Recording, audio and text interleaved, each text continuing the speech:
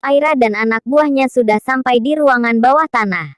Aira pun melihat ke salah satu sel di mana Cecilia tangan diikat dengan mulut yang dibungkam. Cecilia, panggil Aira. Hai, cepat buka pintu selnya, ucap Air pada anak buahnya. Anak buah Aira pun membuka paksa pintu itu sampai pintu itu pun akhirnya terbuka. Aku heran kenapa tidak ada penjaga di sini, ucap Aira. Mungkin karena tempat ini terlalu tersembunyi jadi saya rasa mereka tidak perlu memakai penjaga di sini karena tanpa penjaga pun tidak akan ada orang yang masuk ke ruangan rahasia ini, ucap salah satu anak buah Aira. Iya, kamu benar juga, jawab Aira. Aira langsung masuk ke dalam sel dan membukakan ikatan Cecilia. BRRUUGG. Anak buah Aira semuanya jatuh pingsan tak sadarkan diri. Aura pun menengok ke arah anak buahnya.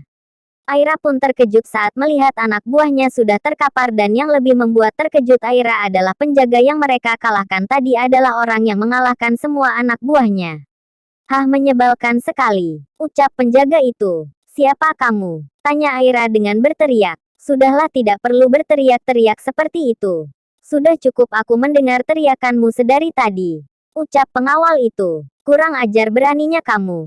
Lihat saja aku akan membunuhmu sekarang juga, ucap Aira. Kenapa terburu-buru seperti itu Tante Aira? Ucap seorang wanita yang tengah duduk di kursi.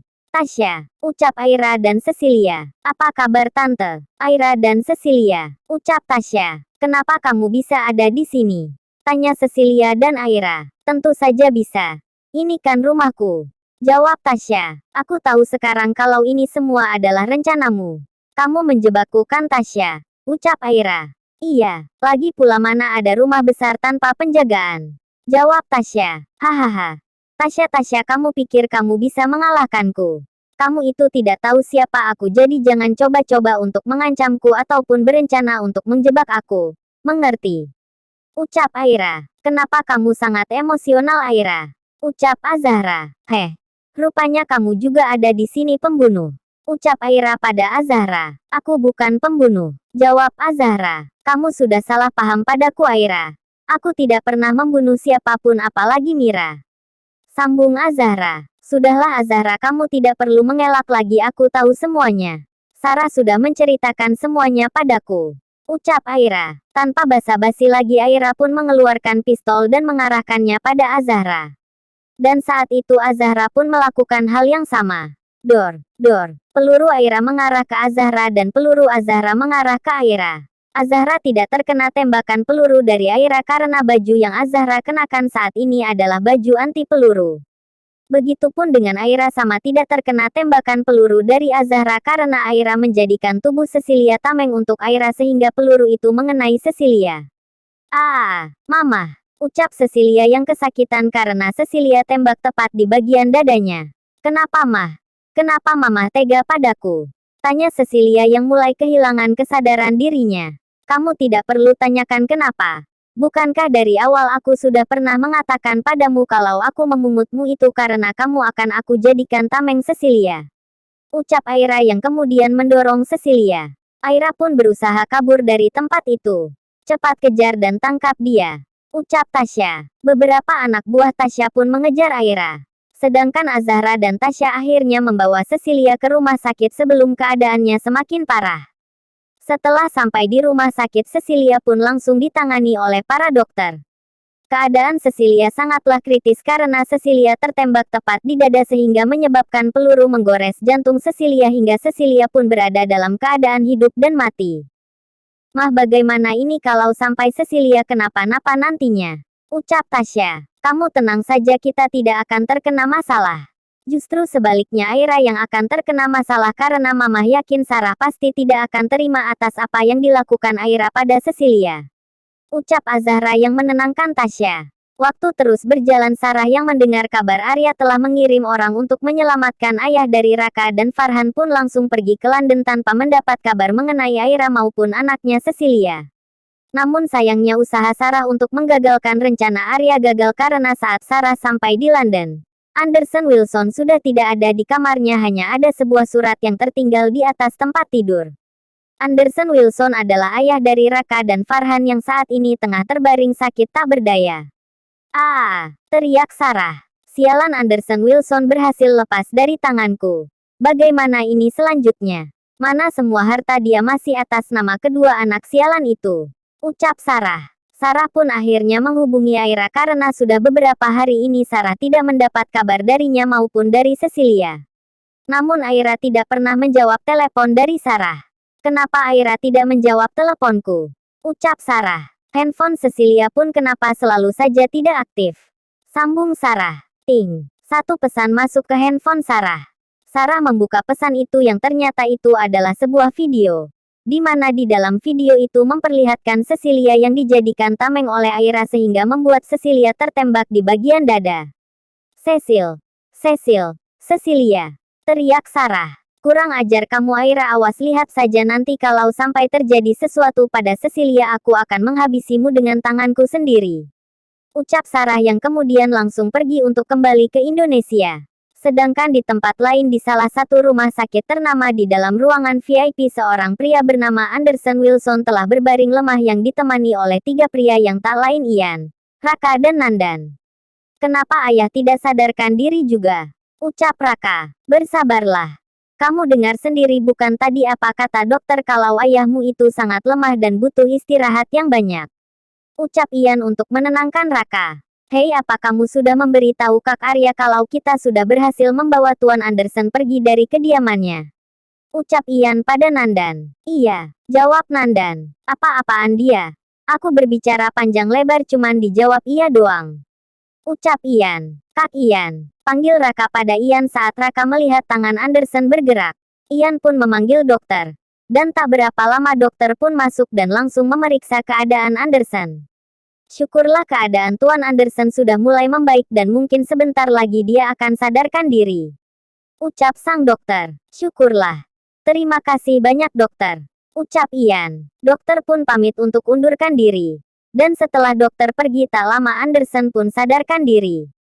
Aiden. Panggil Anderson. Ayah. Ayah sudah sadar. Ucap Raka. Apakah benar kau putraku Aiden? Benarkan yang aku lihat ini Aiden putraku? Ucap Anderson. Iya ayah, aku Aiden. Putra ayah. Jawab Aiden. Syukurlah kamu baik-baik saja nak.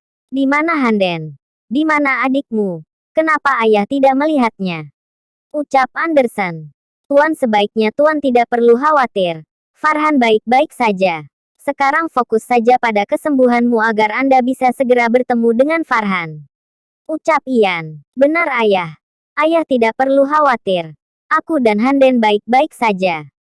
Kami bertemu dengan orang-orang yang baik. Ucap Raka. Tapi sayang wanita sialan yang bernama Sarah itu selalu saja mengganggu mereka. Sambung Raka. Sudah tidak perlu banyak bicara dulu Raka. Dan jangan sampai ayahmu jadi banyak berpikir. Ucap Ian. Tuan, sebaiknya Anda beristirahat saja agar keadaan Anda bisa jauh lebih baik lagi. Sambung Ian. Baiklah, terima kasih. Ucap Anderson. Ayo Raka. Kita tinggalkan ayahmu dulu agar dia bisa beristirahat dengan lebih tenang lagi. Ucap Ian yang membawa Raka keluar. Mereka pun akhirnya menunggu di luar kamar untuk sementara waktu agar Anderson bisa beristirahat lebih tenang lagi. Berbeda dengan keadaan Anderson yang semakin membaik, Cecilia justru semakin kritis. Hal itu membuat Tasya khawatir. Arya datang ke rumah sakit dan saat Arya melihat Tasya yang merasa khawatir pun langsung memeluk Tasya. Ada apa? Kenapa kamu terlihat begitu sangat khawatir? Tanya Arya. Arya, ucap Tasya. Aku sangat khawatir. Aku takut terjadi sesuatu. Sambung Tasya yang membalas pelukan Arya. Sudahlah sayang, kamu tidak perlu khawatir, semuanya akan baik-baik saja. Lagi pula untuk apa kamu mengkhawatirkan Cecilia? Ucap Arya yang membelai rambut Tasya. Siapa yang bilang kalau aku mengkhawatirkan wanita itu? Ucap Tasya. Aku hanya mengkhawatirkan Mama. Kalau sampai Cecilia kenapa-kenapa bukankah Mama yang akan dalam masalah? Sambung Tasya. Hahaha, jadi itu yang membuat istri cantikku ini terlihat begitu cemas dan khawatir. Ucap Arya. Sayang, kamu tidak perlu khawatir, tidak akan terjadi apa-apa pada Mama. Kamu tahu bukan Mama itu punya suami yang siap sedia selama 24 jam penuh untuk melindunginya dan membelanya. Sambung Arya. Tasya pun melihat ke arah Azahra yang tengah mengobrol dengan begitu santai dan tenangnya bersama dengan Delon. Apakah kamu juga akan seperti itu padaku? Tanya Tasya yang menatap mata Arya.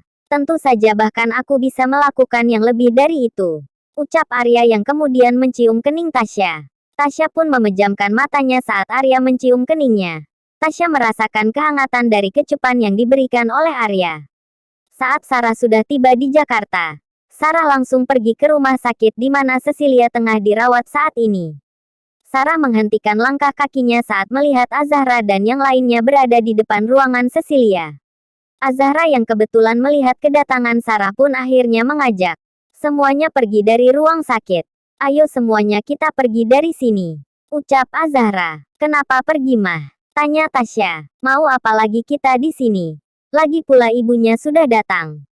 Ucap Azahra yang kemudian melangkah pergi bersama dengan Delon. Akhirnya Tasya dan Arya pun mengikuti langkah Azahra pergi meninggalkan rumah sakit.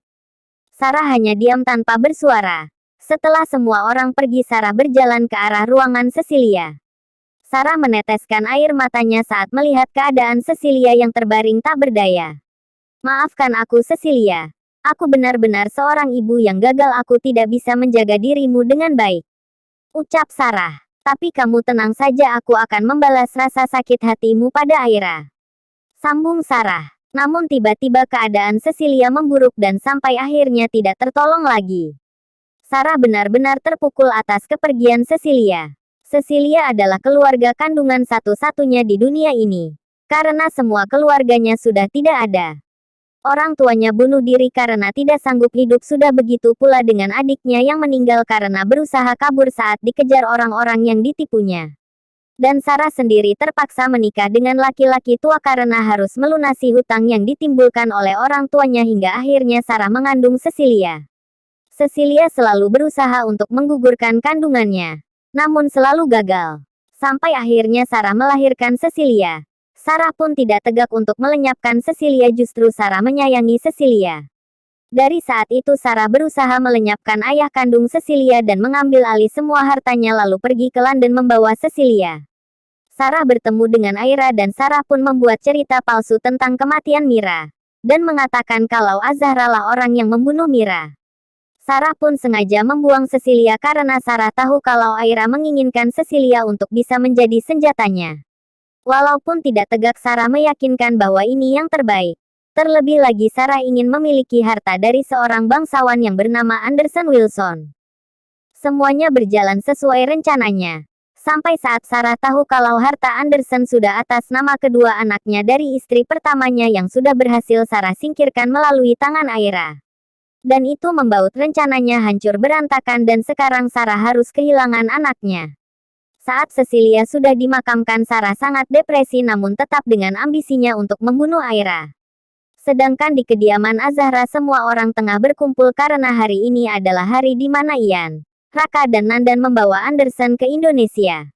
Mama, kenapa kakak belum juga sampai?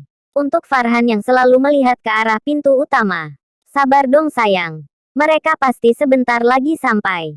Ucap Azahra. Tapi kenapa lama? Tanya Farhan kembali. Mungkin di jalan macet. Iya kan mah?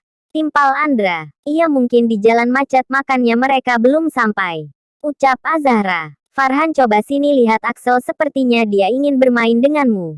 Ucap Tasya yang berjalan mendekat pada Farhan sambil menggendong Axel. Tasya berusaha untuk mengalihkan pikiran Farhan agar berhenti untuk cemas. Farhan pun melihat Axel yang tengah tertawa sambil melihat ke arahnya. Farhan pun mendekat pada Tasya dan mengajak berbicara pada Axel hingga Farhan lupa bahwa kini dia tengah menunggu kedatangan Raka. Oh ya Arya. Mama dengar kalau Cecilia sudah meninggal, apa itu benar? Tanya Azahra. Iya mah. Dan itu membaut Sarah depresi juga berambisi untuk menghabisi Aira. Jawab Arya. Apa Aira sampai saat ini belum bisa ditemukan juga?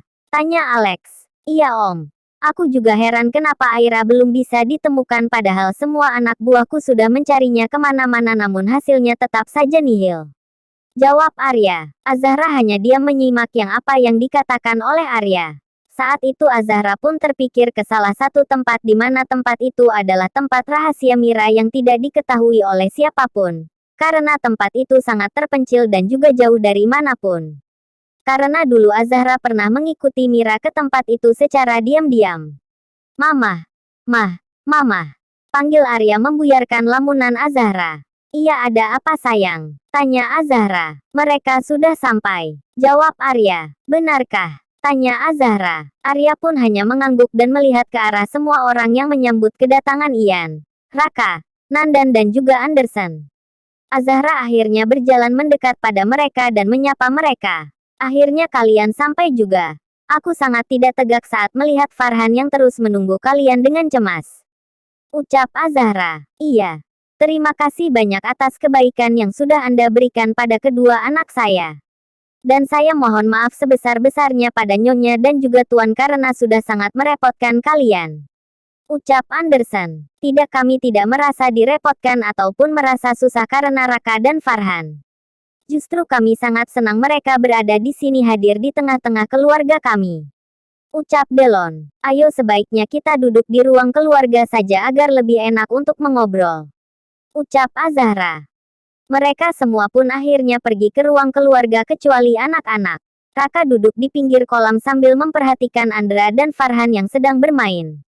Andin berjalan mendekat pada Raka dan duduk di samping Raka. Kak Raka, panggil Andin. Iya, jawab Raka sambil menengok ke arah Andin. Bagaimana keadaan kakak? Tanya Andin. Baik. Memangnya kenapa? Jawab Raka. Aku sangat mengkhawatirkan kakak. Aku takut terjadi sesuatu pada kakak. Ucap Andin ragu-ragu dan malu-malu. Raka yang mendengar ucapan dan melihat ekspresi Andin pun tersenyum. Raka membeli rambut panjang Andin yang hitam dan lurus. Aku tidak apa-apa. Buktinya sekarang aku ada di sini duduk di sampingmu. Ucap Raka dengan senyuman yang sangat manis. Senyum yang sebelumnya pernah hilang. Andin yang baru pertama kali melihat senyum Raka yang begitu manis pun langsung terpesona. Andin pun langsung berlari masuk ke dalam rumah dengan wajahnya yang sudah sangat merona. Dan tak sengaja Tasya dan juga Arya melihat semua itu. Dan mereka hanya tertawa melihat Raka dan Andin.